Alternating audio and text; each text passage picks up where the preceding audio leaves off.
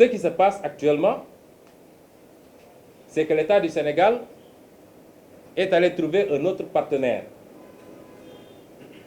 Cette fois-ci, un partenaire turc.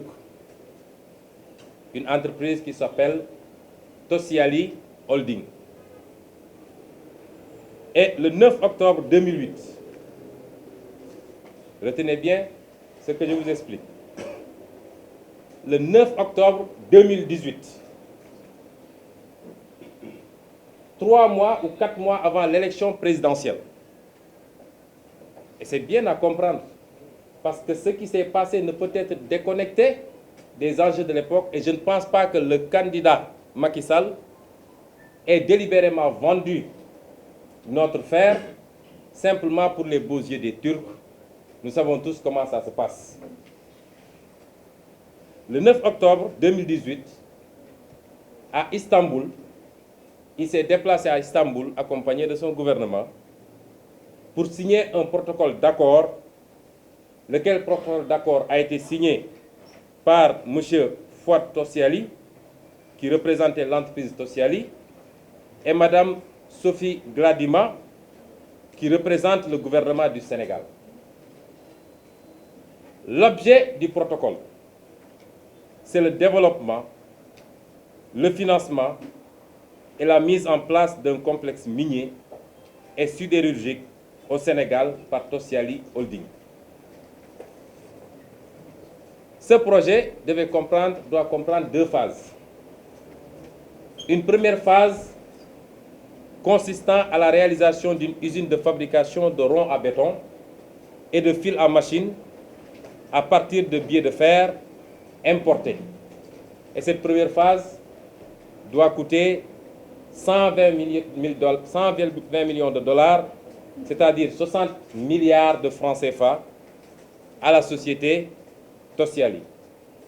Je puis vous dire tout de suite que les Turcs sont venus au Sénégal sans cet argent, parce que nos informations nous renseignent qu'ils sont en train de faire le tour des banques sénégalaises pour lever 50 milliards de fonds sur les 60 milliards qu'ils doivent investir. Et sur la base de la convention que l'État du Sénégal va le signer. Et vous verrez pourquoi toute banque à laquelle ils présenteraient cette convention va leur donner l'argent qu'ils veulent. Je vais y venir. Et la deuxième phase, la première phase doit durer 18 mois. Et la deuxième phase, toujours dans les investissements, doit durer 30 mois avec un investissement de 450 milliards pour l'exploitation de minerais de la Falémé qui se substituerait aux importations de billettes de fer. C'est extrêmement important. Première phase, ils doivent faire un complexe sidérurgique ici à Bargny, à côté du port minéralier. Et pour cela, l'État du Sénégal va leur faire bénéficier de ce qu'on appelle la loi sur la ZES, la zone économique spéciale.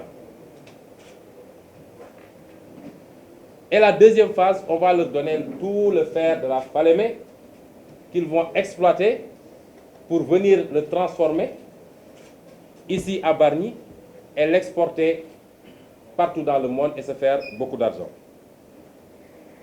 Donc, à tout casser, Tosyali va investir 510 milliards de francs CFA. 510 milliards de francs CFA. 510 milliards de francs CFA. Et je vais vous dire après combien Tosyali va gagner après 25 ans d'exploitation. Parce que le contrat est prévu pour 25 ans. Cet investissement est dérisoire, 510 milliards. En 2006 déjà, quand le président Abdoulaye Wade signait avec ArcelorMittal, quel était le montant de l'investissement? C'était 2,2 milliards, ça veut dire 1100 milliards de francs CFA. Le double de ce que Tosyali va investir. 2006-2019. 13 ans plus tard, une entreprise va prendre la moitié des engagements financiers, mais il y a pire encore. Il y a plus grave. Parce que, en plus des 1100 milliards que Arcelor devait investir, Arcelor devait construire un chemin de fer de 750 km de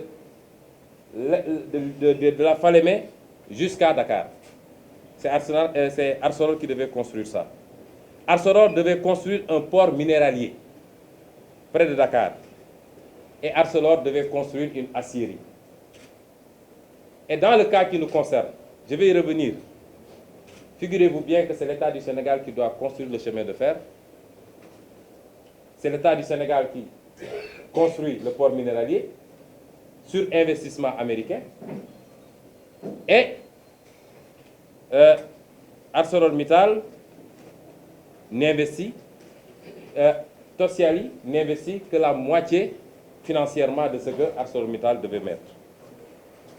Et pour ce faible investissement de 510 milliards, qu'est-ce qu'il y a dans le protocole d'accord entre l'État du Sénégal et Tosyali? Qu'est-ce que l'État du Sénégal va donner à Tosyali?